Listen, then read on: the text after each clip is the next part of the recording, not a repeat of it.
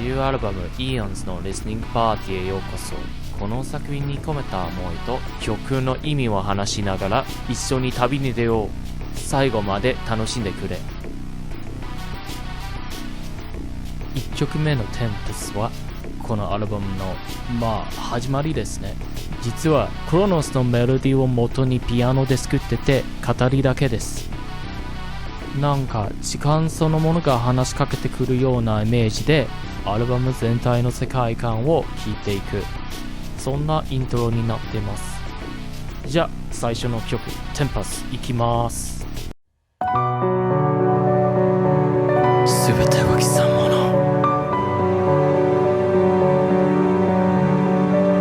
だが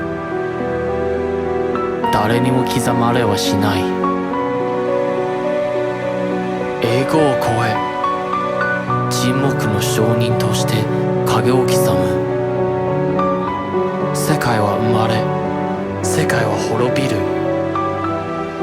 それでも時は止まらない。逃れることはできない。だが抗うことはできる。刹那の狭間にこそ解放への道がある。全てはここから始まる。時の中心にいて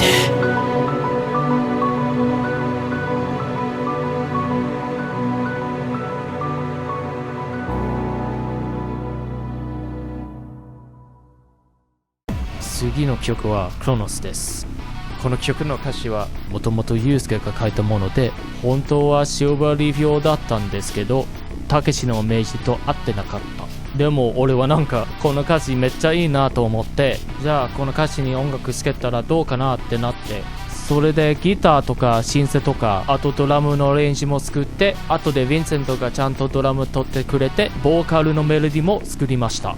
歌詞の意味はね結構強いから、ここからはユースケが説明します。 So the lyrics that I had written down was put aside, and one day Kai decided to put a riff, main riff, chorus, etc., onto these set of lyrics, and it turned out to be really cool. And we completed the track, and Vincent added his awesome drumming, and that's how Kronos became the track it is. In terms of the song lyrics, so from the title itself, I kind of thought about how time itself would be able to tell a story about the history of humanity, how humans resolve matters in history. And when I was thinking about that sort of thing, and obviously when I look at the news every day, I always see, destruction of people and of worlds. And it's not really specific to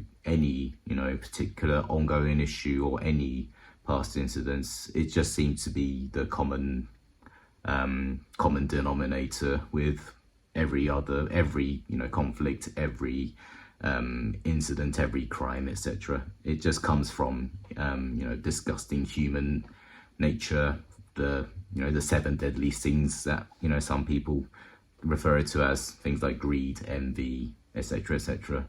So if time could speak, and if it was able to predict how something would end, it probably will be able to. It probably will be mentioning those things, and that's how these lyrics came about. Obviously, we don't want that to happen. We can only control what we have inside of us. So if if we change for the good of us, then maybe the how things turn out will be different. Yeah, hope you enjoy it, and this is the song.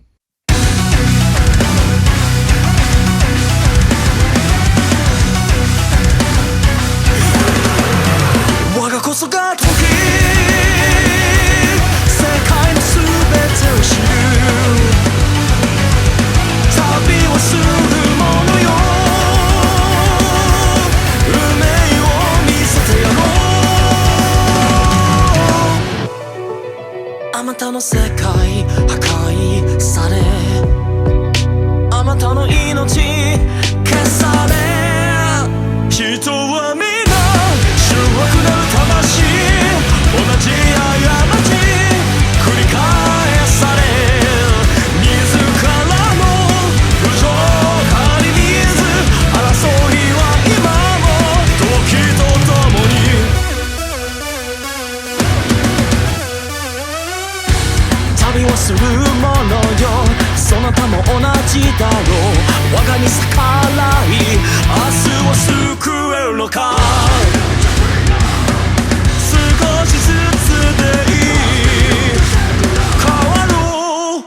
人は皆醜悪なる魂同じ過ち繰り返され自らの不条かに見えず争いは今も時とともに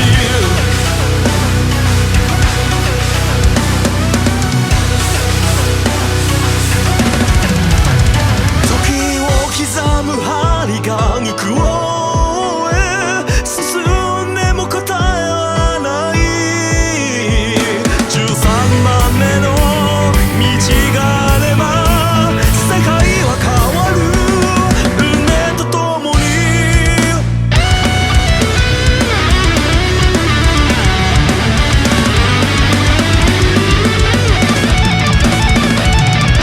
前へ進め歴史に答えはない人は皆醜悪なる魂同じ過ち繰り返され自らの心を浄化し争いはもうここに残せ前へ進め歴史に答えはない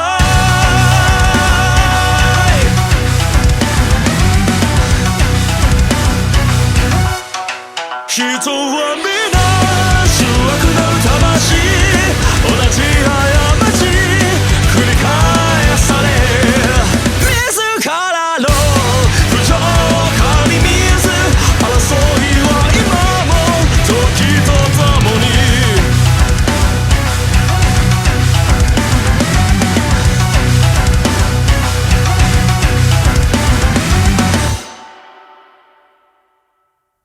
Really grateful for all the positive feedback from Instagram, YouTube comments, etc., etc. So really thanks to everyone from all over the world.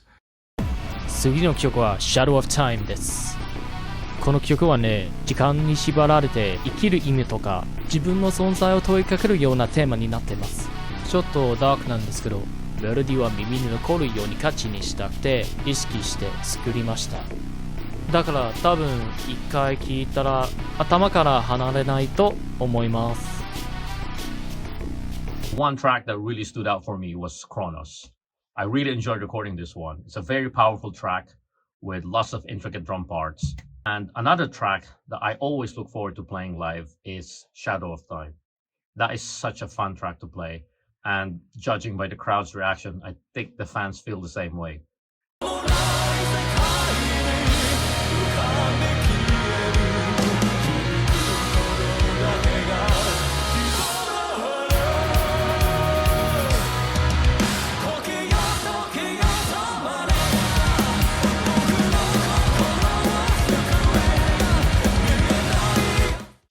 So yeah, I am genuinely very excited for you to finally hear this album.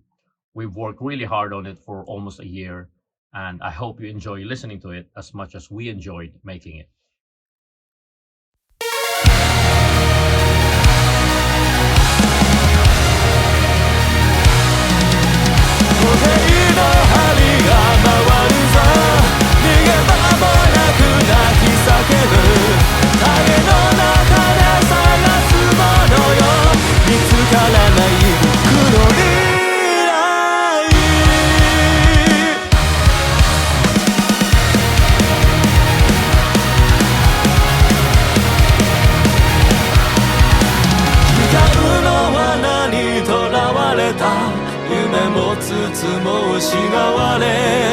Your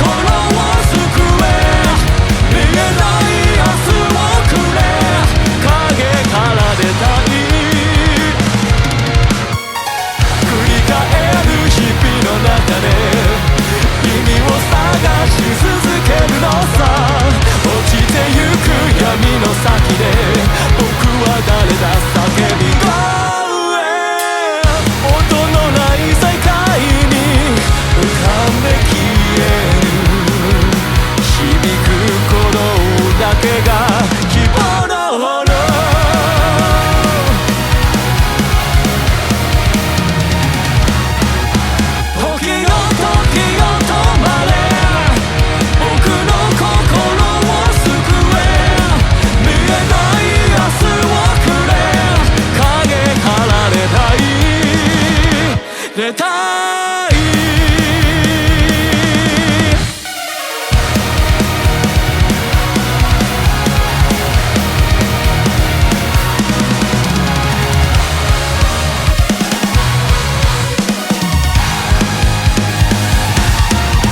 繰り返る日々の中で意味を探し続けるのさ落ちてゆく闇の先で僕は誰だ叫び声音のない世界に浮かんで消える響く鼓動だけが希望の花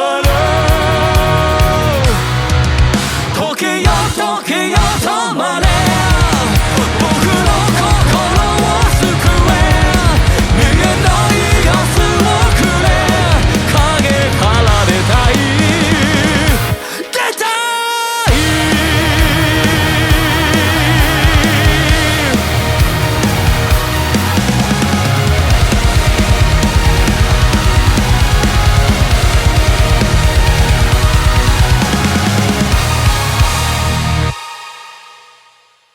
次の曲はケツコアートです。実はこの曲、今回のアルバムの中で一番最初に作ったんですけど、インストがめちゃくちゃ忙しくて、メロディを作るのがすごく難しくて、結局1年後にやっと完成しました。あとアステクの文化ってめちゃくちゃかっこいいなってずっと思ってて、今年メキシコで実際に神殿を見に行けたのもすごくラッキーでした。その体験からもいろいろインスピレーションを受けました。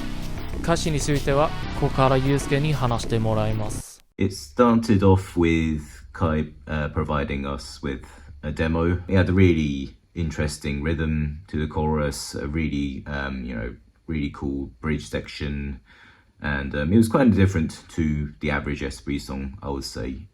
He asked me if I wanted to do the lyrics. When I was actually writing this song, first of all, the title of the demo was the current title of the song, Quetzalcoatl, and I must admit I wasn't aware of too much of that creature, of that being, and I was doing the research for it. My only knowledge at that point, when I'm sure a lot of people will find similarities here, is from video games, Final Fantasy in particular. So the Final Fantasy 8 version of Quetzalcoatl is what I had in my mind. One story that I was intrigued by was about it causing the destruction of the world, really, of that land, I think it was, and I kind of linked that together with like the weather elements that kind of like I had in my mind of the winged beast would be causing huge thunderstorms and huge rain and wiping out things using those elements, and that's I would admit that's half of the reason why these lyrics came about in the first place. The other half was I actually had another set of lyrics written for it. However, I found that those lyrics completely sucked when I read through them on the following day, and I was kind of ashamed of them, and so I just decided to essentially start from scratch, destroy that set of lyrics and start afresh. So that kind of mentality played into the words that I was able to come up with. So, a flash of lightning or a thunderstorm washing away, destroying what I had, and then creating another future, creating a new world, essentially. And another aspect of it is, it's kind of related to what is mentioned in Chronos, is that at the end of the day, humans kind of tend to destroy things in order to build their new future, their new chapter, and that is this song is kind of showcasing that element of human behaviors and how one can resolve their own stories. So check the song out and see what you think. ここから始まる僕らの時代が焼け落ちる空に希望を描くのさ週末時計の針を巻き戻す明日へとつながる白く輝く一線の光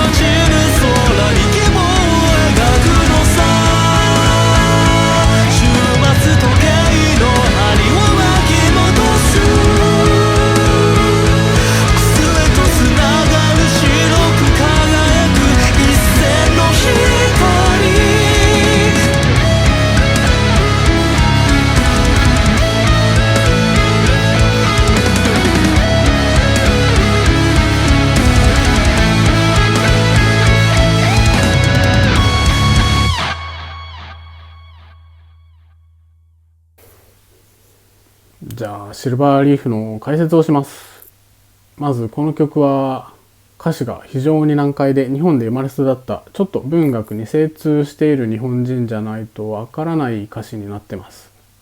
というのもコーラス部分で傷ついてって歌詞が出てくるけど、英語だとスクラッチ、デンツ、スカーって意味があって、何かがダメージを負っているような感じなのね。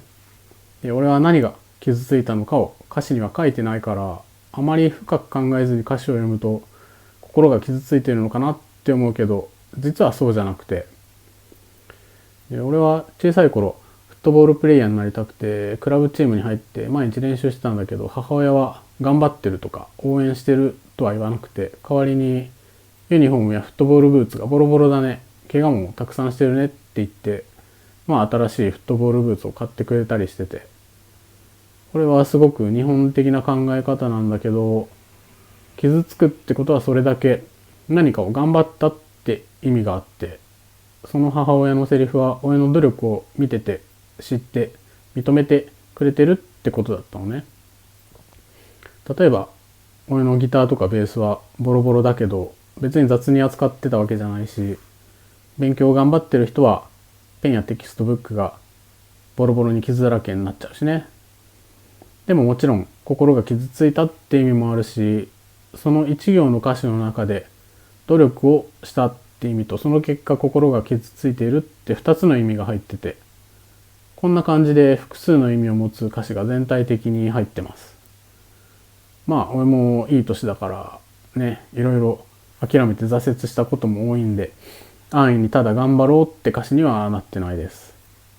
それとね、まあ歌詞には実は自分が好きだったゲームの内容も含まれてて、まあ実際にそのゲームをやってみたらわかると思うんですけど、ゲームをやる時間がない人はまあ YouTube とかでプレイ動画を見るのもいいでしょう。まあロマンシングサガっていうゲームのを何回も何回もリセットして最初からゲームをやり直している、時間を無駄にしている自分の歌詞でもあるし、あとまあ歌詞の内容を全部ネガティブな意味に捉えると、まあ自分が世界で一番好きなテイルズ・オブ・ファンタジアってゲームに出てくるダオスってキャラクターの歌になります。まあクロスティング・ザ・ブルースカイって歌詞が最後に出てくるんだけど、未来に向かって歩き始めてる感じだけど、これはまあ日本人にとっては結構死を強く暗示させる風景でもあって、例えばドラゴンボールで悟空が死んじゃった時に彼の笑顔が空に浮かぶように、まあ結構死を意識してしまう言葉ではあります。まあダオスはどうしても地球の自然を守らなきゃならなかったんだけど、努力してもダメだったのかな。まあ世の中にはどれだけ頑張ってもダメなこともあるってことなんでしょう。でまあそういう問題や苦悩を解決するのに自分が必要だと思ってるのがシルバーリーフって言葉で、まあ当然その中にも意味が含まれているのでぜひ調べてみてほしいです。あとファイナルファンタジー5ですね。まあニートでバックパッカーで不老者みたいなメインキャラクターの何気ない一言が英語バージョンでゲームを進めるとめちゃくちゃかっこいいセリフになってて、それが自分としてはものすごく不自然で面白かったから、そこから元に歌詞を書きました。すいません、曲の解説をしてませんね。曲はギターとドラムがめちゃくちゃかっこいいです。めちゃくちゃかっこいいと思ってもらえると嬉しいです。以上。「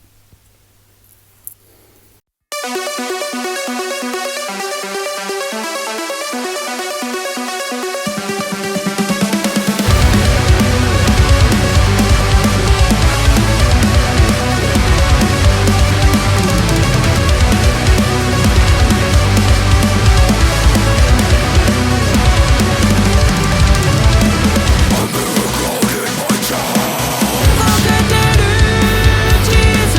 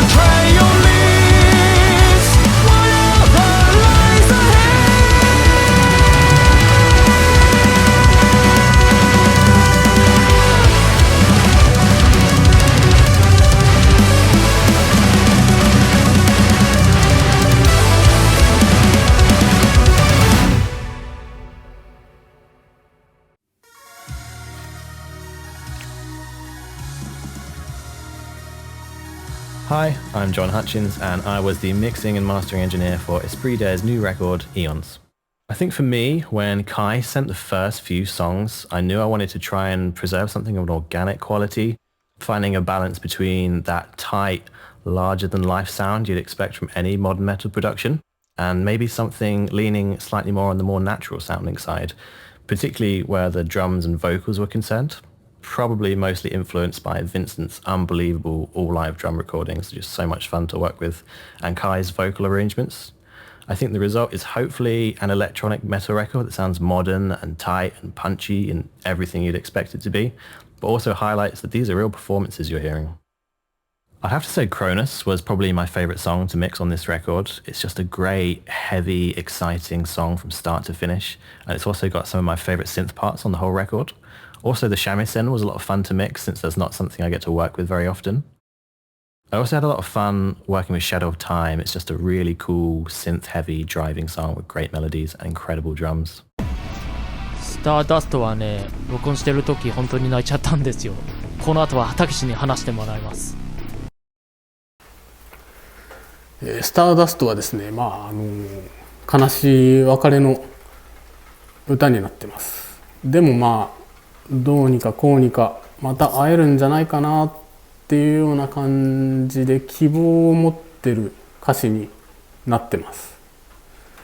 俺が小さい頃から好きな日本のバンドがいて、そこのバンドのギタリストが、ほぼ全曲歌詞と曲を書いてるんだけど、その人が割と永遠を否定するタイプの人で、よく歌詞にはずっと続くものがないとか、いつか終わりが来るっていうニュアンスが含まれてる言葉が結構たくさん出てきて、そんなたくさんじゃないかな。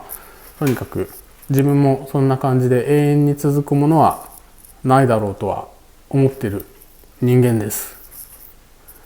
でもこの自分の考え方はあんまりシリアスに捉えてほしくはなくて、チョコレートとポテトチップスどっちが好きって聞かれたらチョコレートが好きですよってぐらいの感覚なのでね。で歌詞としては自分も永遠に続くものはないって分かってるけど、でもそれがあったらいいよねっていう感じで書いてます。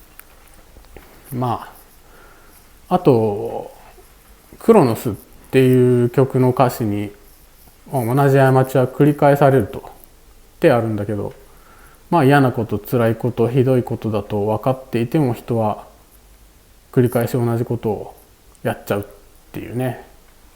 自分にとっては別れっていうのもそれと同じで、人類の長い歴史の中で人々は別れが辛く悲しいものだととっくに分かってることではあるんですけど、それでもいつの時代でも出会いと別れを繰り返していると。そして悲しい思いをしていると。でも出会いをやめられないし、その上で別れた後に何らかの希望を持ち始める人間っていうのは謎だなとも自分は思ってて、自分自身もそういう人間ではあるし、出会いも別れもいろいろあったからね。ちょっと失礼。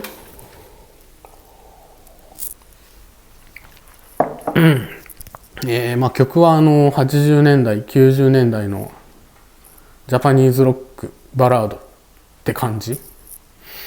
ロックバンドなんだけど、ギターの弦の一番ヘビーな音が出る E の音じゃなくて、その次に太いA の弦の音を基調にね、曲が展開されていっているものが多くて、この曲も一番太い弦じゃなくてちょっと2番目に太い弦の音を基調にね、曲がいろいろ広がっていく感じにはなってます。でも今は2025年だしね、あんまり古く聞こえても嫌なので結構ギターのチューニングは下げてますね。どこまで下げたかわかんないけど、いいか。でリードギターもどことなく日本を感じさせるものになってたらいいなと思って弾きました。あとギターのアルペジオにかかってるディレイのエフェクトのセッティングはすごいこだわってます。真ん中でねギターのアルペジオが鳴ってて、右側と左側でねディレイの音が反射していって、まあすごく自分の大好きな秘密のセッティングになっております。でもまあこの曲はライブ中にユウスケだけが楽器のチューニングを変えないといけないから、そこはなんかごめんなさいって感じですけども、まあどうにもならないけどないと分かっている希望にすがってるって曲ですかね。以上。星空に込めた願いは胸に秘めた君との儚い歌方の夢、今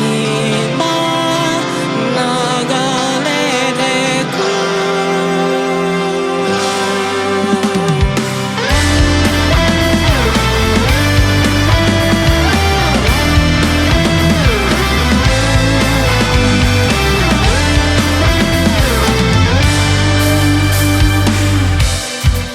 消え去る夕日、静かに見送ってまぶたをめくる親しい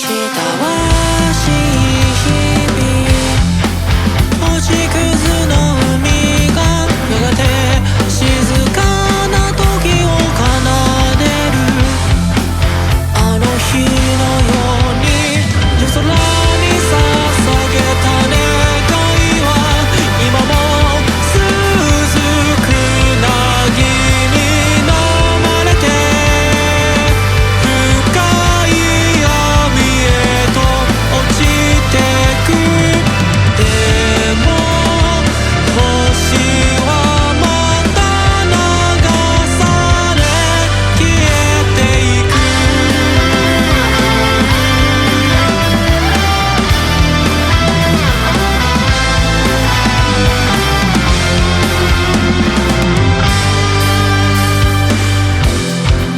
明けゆく空の眩しき日差し、景色は染まり世界が色づく、差し出された手のぬくもり今でも思い出すよ。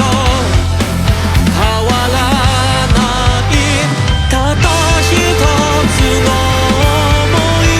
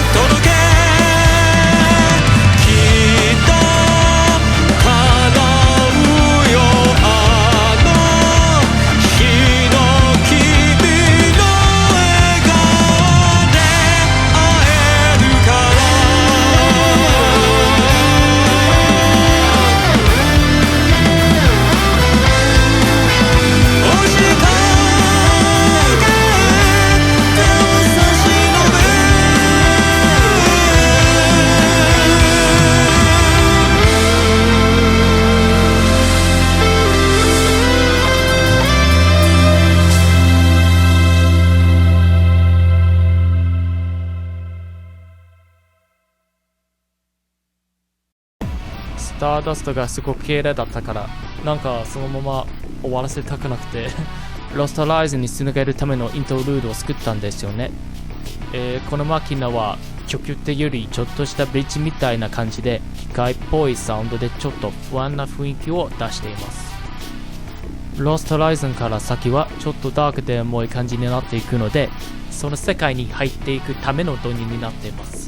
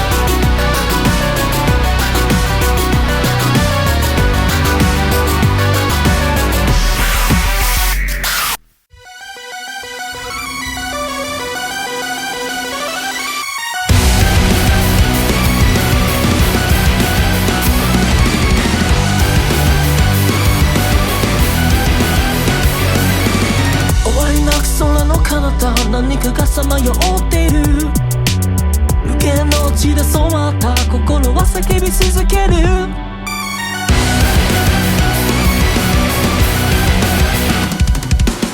記憶の迷宮にとらわれ感覚が崩れる夜、闇を全て飲み込んで絶望の歌い響く。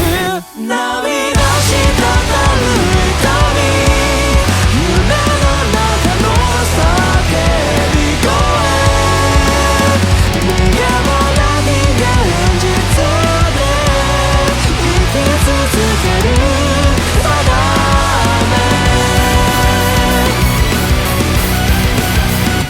触れられない光を見て消えゆく希望のかけら、刹那の幸せに最後の賭けをする。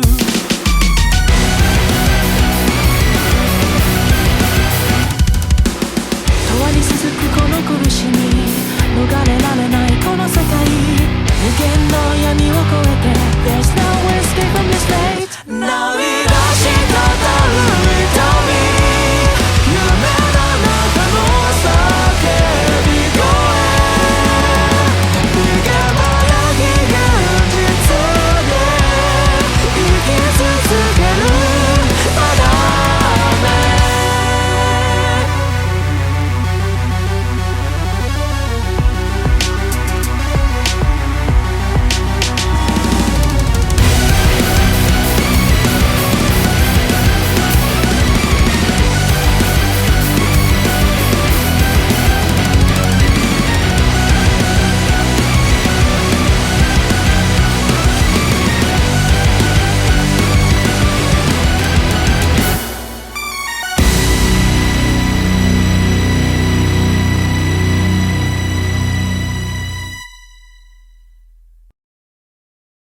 Hi, my name is Lewis and I'm the Creative Director at 032 Creative.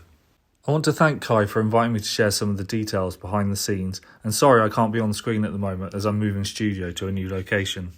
For those of you that don't know me, I've been working as a designer in various places for the best part of 25 years, mostly in magazine publishing. My most well-known work would be for Metal Hammer magazine in the UK as an art director, working with bands, photographers and illustrators. But most recently I've been working at Square Enix as a marketing designer. I've always been creative and I love drawing and sketching to work out creative problems and solve them for my clients.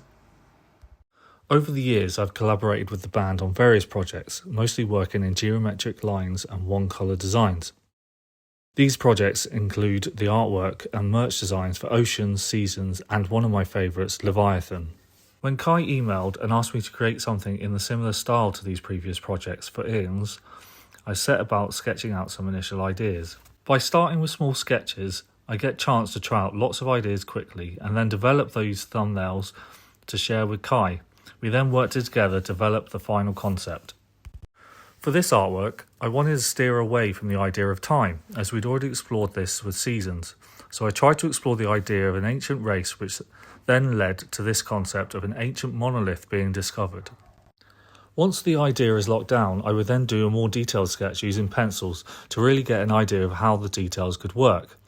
This sketch is then redrawn using vectors, which enable things to be resized as much as we want, so only needing to then draw the piece once before it can be edited for the various pieces of artworks it's needed for. Then, as the artwork progresses, the final touches get added. For this design, I wanted to give the impression of using tiny dots to create shading and light, letting people imagine where the monolith was located, then adding some more geometric additional elements to link it back to those previous artworks. Now, as the artwork is finished and shown to a wider fan base, I hope you'd like it as much as I enjoyed making it. I cannot wait to see people share their albums and shirts. It really is exciting to attend shows and see so many people appreciate what you do. Many thanks again to Kai and the rest of the band for having me along for their next stage of their incredible journey. I can't wait to listen to the album when it's released. Broken Mirror はこのアルバムの中でもかなりヘビーでダークな曲です。鏡を見ても自分が誰なのかわからなくなるようなそういう気持ちを歌っています。心の中の混乱とか痛みとか罪悪感とか自分の闇と向き合う、そんなイメージですね。すごく生々しい歌詞なんですけど、多分こういう気持ちって誰でも少しは共感できるんじゃないかなと思っています。綺麗な曲ではないけどすごく正直な曲です。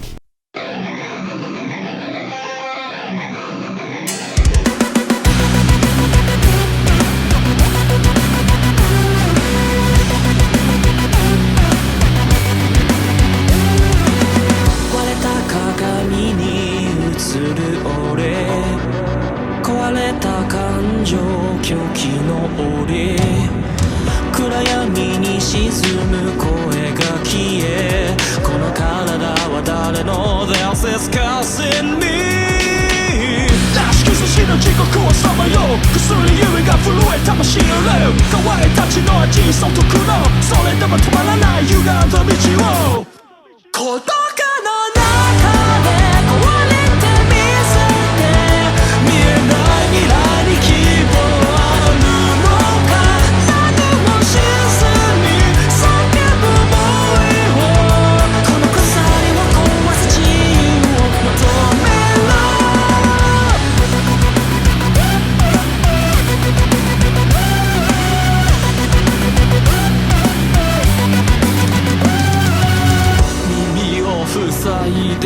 逃げる影追い詰められる過去で埋め尽くして引き裂く記憶夢と愛この心は空の底に飛ぶ準備して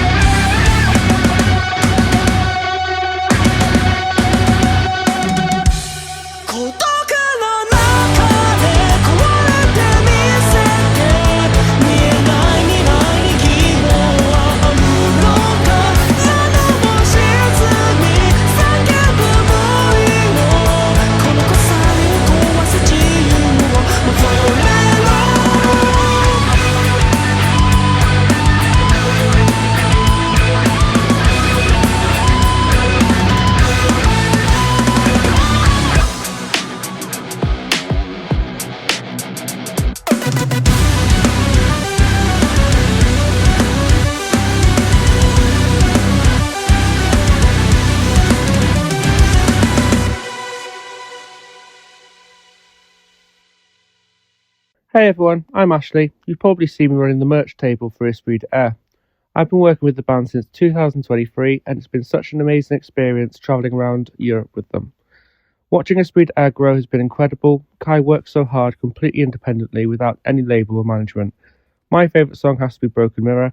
It really fits with my heavier music taste, and now my whole family's a fan too, including my stepdaughter. Every sale you make at the merch table actually counts towards the official charts, so thank you all for supporting independent music. I hope you enjoy the Aeons listening party. 絶望の光はね、ちょっとバトル感というか戦いのエネルギーがすごく強い曲なんですよね。絶望の中でも自分の心に火をつけて闇を突き破っていく、そんなイメージですね。歌詞にも希望を捨てないって何回も出てくるんですけど、これはまさに立ち上がる力をテーマにしています。辛い状況とか苦しみの中でも戦い続けるっていうイメージですね。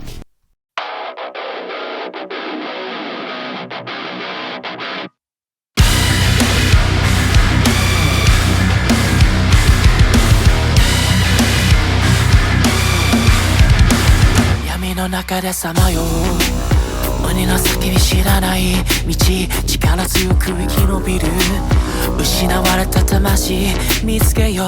刃のような痛み砕かれた夢、壊れた心、怒りの火燃やせ、灰から復活強くなれ。燃え上がれ絶望の光、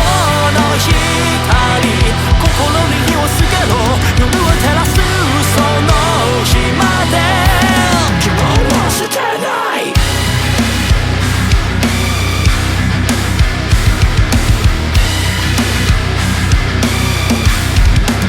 苦しみの叫び聞こえるか、絶望の淵で戦え、闇を突き触れ光の未来つかめ。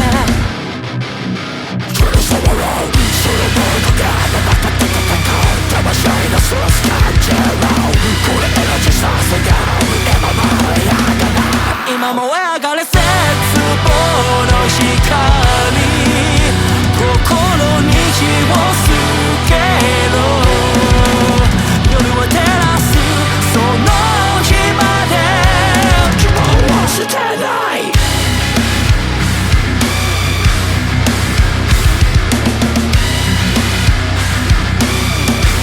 希望を捨てない。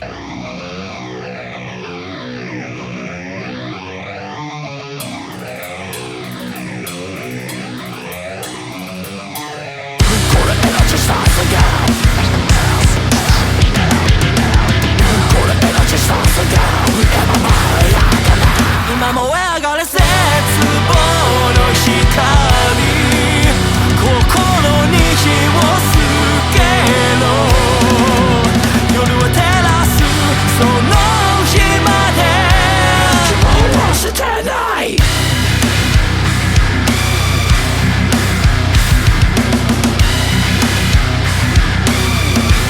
希望を捨てない。What's going on, everyone? My name's Charlie and I run a company called Mind Art Visual, and I am Esprit Diaz music video producer. This year we did a total of 6 music videos, and I've got to say they're some of my favourites that I've ever done. Kicking off, Lost Horizon was such a dream to be able to produce because I'd been wanting to do something in the cyberpunk style for a while. And Kai came to me and said, I'm kind of thinking cyberpunk vibes for this one. And I was just like, yes. So that was awesome. So happy with the way it came out. And the samurai sword bit was actually kind of nuts to produce because on the day we had this idea of doing this big slash to bring down one of the main buildings. And at the time we didn't have a prop. So we actually ended up using a broom handle, and then I had to replace it in post, which was, I think, about a week's work for that scene on its own. But yeah, well worth it. One of my favourite scenes for sure. So next up we have Shadow of Time. This one is one of my favourite looking green screen videos that I've ever done. The lighting, the environment, everything just came together so well.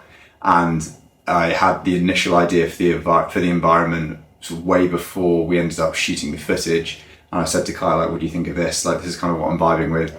And he was on board immediately, which made me very, very happy. And I just love the way it looks. I think I watched that video back probably at least once or twice a month, which, as someone who knows the video very well and knows the footage inside out, is actually quite a lot. Not a lot of music video producers watch their work back, I don't think. At least I don't anyway. So yeah, that one in particular, like, I really enjoy rewatching. Zetsubo no Hikari, or Zetsubo as I like to call it, that was filmed on the UK leg of their tour this year.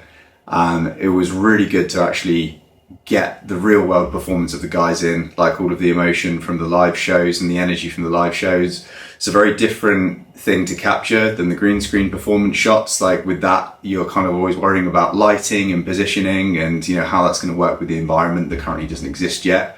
And with this, it was so good to actually see the guys like do what they do best and capture some really cool live stuff of them.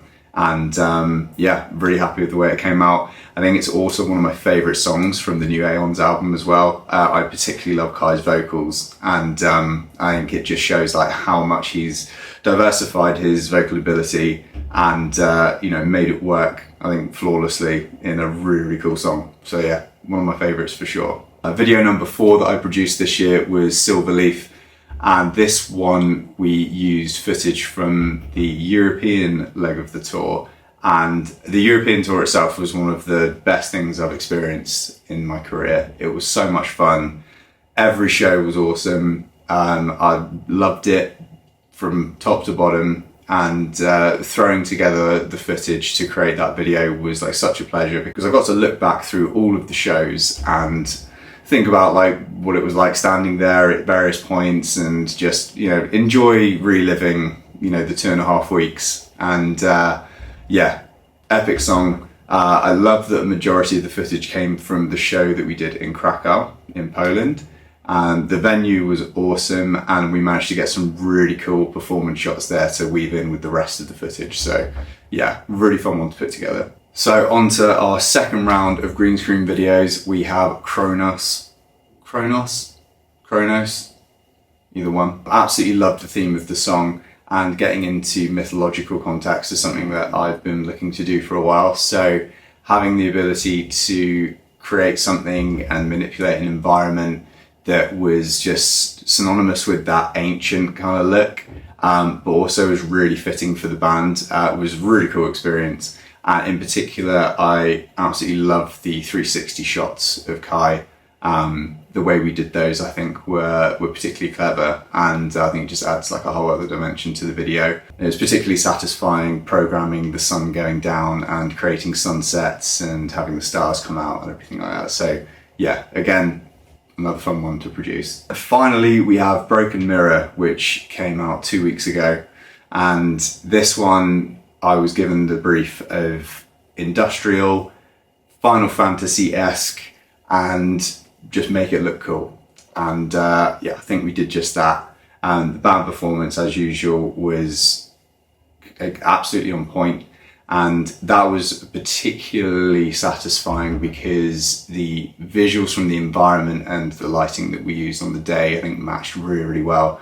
There's some shots in particular which look extremely real, like suspiciously real, which is kind of always what you're trying to achieve doing green screen videos, but some of the concepts are so outrageous that immediately as a member of the audience you're going to know that we didn't shoot it in a real place. But that one, I'd say, is probably the closest to are some of those shots real? So yeah, really pleased with that one, and I think it's a bit of a fan favourite as well. So it's an absolute pleasure to be able to work with Esprit d'Air. I've been their music video producer since 2021. The first video I did was Tsunami, and since then we've built up such a good working relationship, and I always get given a really cool, really creative brief. And when we decide to go down the green screen route for the videos, I know it's always going to be particularly fun and satisfying to produce, because a lot of the concepts that the band come up with things that I've kind of wanted to bring to life for a while. So yeah, it's an absolute pleasure working with the guys, and I hope we create many more awesome visuals for years to come. Like Phoenix はこのアルバムの中で一番最後に作った曲なんですよね。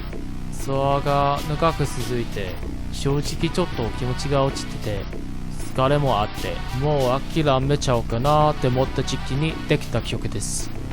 あまり深く考えた作ったというより、その時の気持ちのまま自然に出てきた曲ですね。でも結果的にもう一度立ちがあるっていうすごく前向きな曲になって自分にとっても特別な一曲になりました。Another song that really means a lot to me is Like a Phoenix. I remember recording this one. For some reason, I just felt so emotional and connected to the song. There's just something about it, something about the melody, the riff, the whole structure of it. You know, in the second verse, I came up with this groove. That was something that I've never done and never played before. It just happened naturally. And listening back, I am genuinely surprised how it turned out.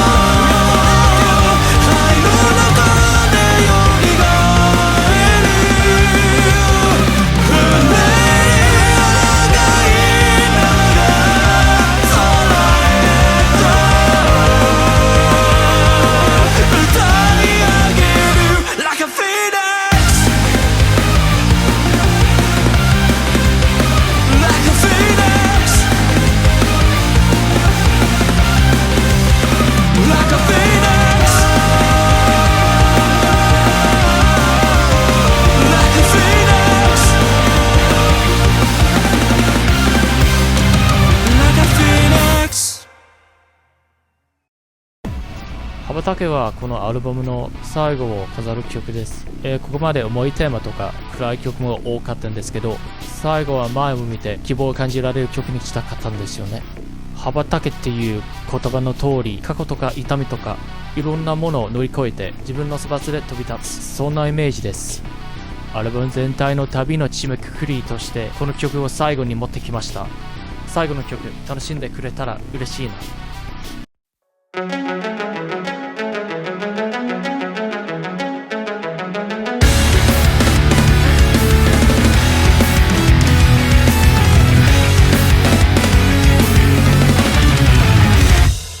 折れた翼の鳥空を見上げる涙の雲とい空を染める闇の中の光瞳に宿る夢の残響希望の形に心の嵐魂が揺れる時の檻から今解き放って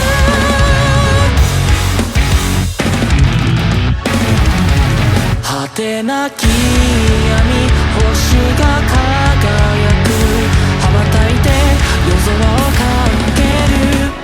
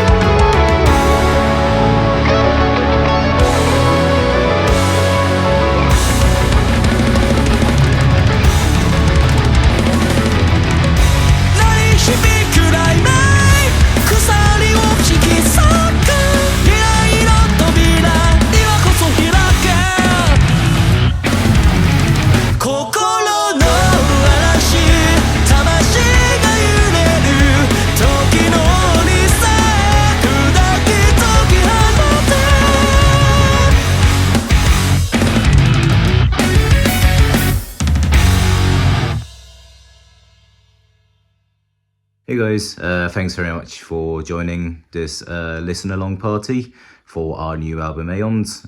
We hope you enjoyed it. Let us know what your favourite songs are, how you felt about it. Also, if you're joining our tour in November, come say hi. Do let us know how you felt about the album there as well. And hope to see you soon. Bye bye. So, thank you for joining our listening party. We are Esprit d'Air, and Eons is out now.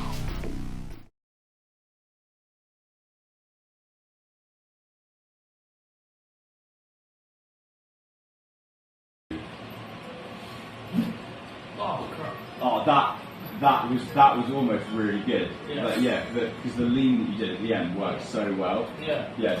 Just do that again. Just do the move again. I've got the build up. So yeah, whenever you're ready. Hold. That's awesome.